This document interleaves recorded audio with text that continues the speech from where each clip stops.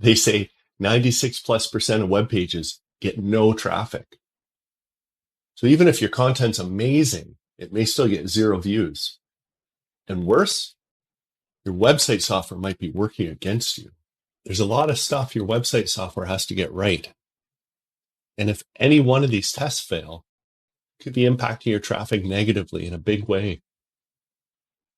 For a free site audit resource guide, visit atriskmedia.com/site-audit. Is your website killing your traffic? Oh, that's a tough issue. So I'm going to go over 11 common SEO issues. Any one of these could be seriously impacting your website's ability to attract traffic, to get organic reach. So this is At Risk Media, and we've got some helpful resources here. And the first one's your meta tags, your open graphs.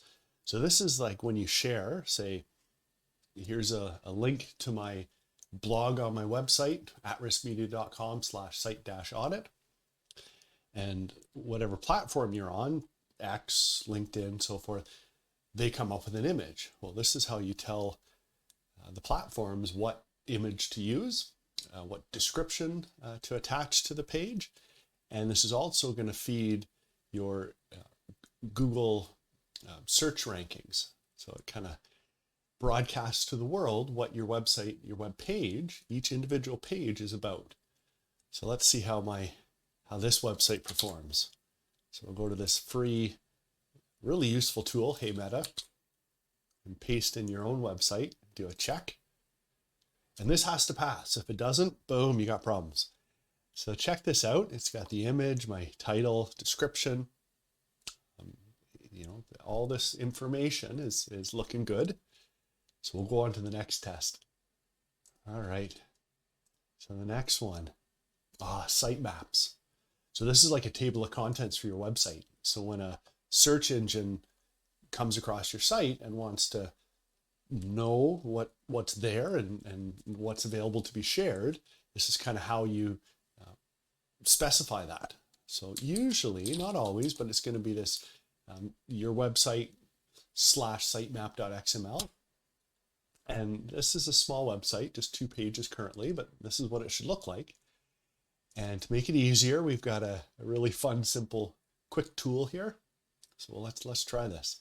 So I'm going to take my website, I'm going to click here, and then I'm going to put in let's do the main URL. And this is going to look for a bunch of different technical specifications. And if they all check out, you get a check mark. So if you don't get a check mark, boom, that's bad. You got to deal with that. All righty. So let's keep going. So now, next one. Navigation. Oh, this is an important one. So it's not just like what's in your menu, but it's the whole concept of how people can discover information on your website. Do they get lost? Do they, not find the thing that they would have been delighted to find? It was just 2 clicks away, but they didn't know where to click. So there's kind of a couple aspects to this. So one is just good information architecture. That's a whole other conversation. But it's also not having broken links, because if you've got links on your website and they don't go anywhere, that's just kind of a fast pass to kick the user out of your site. So here's another free tool, this broken link checker. So let's try this, see what happens. All right. Now some of these are kind of older tools, but they serve a good purpose. Oh, we got to get super secure here. And let's see what happens. All right. So 0 broken links. Perfect. So that's what you want to see. These ones are easier to fix generally. I mean, if you've got broken links in your website interface, like the menus and things like that, it might be harder to fix. But typically this is stuff in your content, and you just got to keep on top of this. Let's go to the next one. We've got 11. We're on to number 4. Oh, mobile responsiveness. So important. So for this one, the bulk of traffic, they say, is mobile. They're on their cell phone and they're hitting your site, and it has to look good. It has to look the way you want your brand presented. And that's not easy to do necessarily. But the way that I recommend testing this is just to use your browser. So let's try this. I'm going to right click inspect. And this brings up my kind of browser tools here. And if I click on this, now I'm on Chrome, but Firefox, every browser is going to have something similar. So I'm going to go to this mode. And then here is my website. So you'll notice, because I've got the fancy buttons, they're splitting, line splitting, which I have different options for how to handle that, but I'm okay with it overall. And I can change the type of device. So let's say like an iPad or something like that. Let's see what it looks like more on a tablet. Pretty good. So you want to do this. You want to go into your website, open up the browser tools. So that was, I just right click and did inspect, and then have a look, check, different devices, just make sure your website performs well. Alrighty, so that was 4, kind of an obvious one. Here's 5, the page speed. This is so important. And I mean, it depends on your website software. If you're building with some of these big platforms, you might not have a good page speed. So let's just try this. So I'm going to go and put in my atriskmedia.com, hit analyze. And this is going to run for both mobile and desktop. You want to optimize both. Often the mobile is lower than desktop for a variety of reasons, but it could be very high. So let's kind of see what happens here. You'll notice some sites like apple.com, they might not load fast, but they're Apple. You really want to think about when people are coming to your site. Yeah, see here, so on desktop, 100% almost all the way through. And mobile, there's just a lot loading. But that's, again, that's not bad at all. So this is kind of just out of the box. So you want to see at least, horror stories of some client sites. Won't speak of those ones, and not my client, but oh dear God. So here we go. HTTPS. This kind of seems silly to even mention now. If you go to http:// say your website,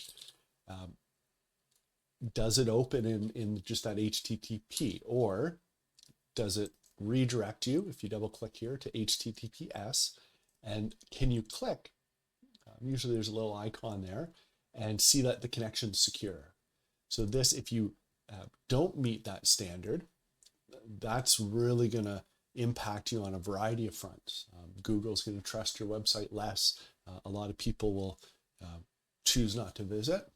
And there's just this warning that's going to show that the website may not be secure. So that's a critical one. And again, this one doesn't depend on your website software. It's who's hosting your website. Do they know how to set up servers properly? So, should already be done, but good thing to look out for.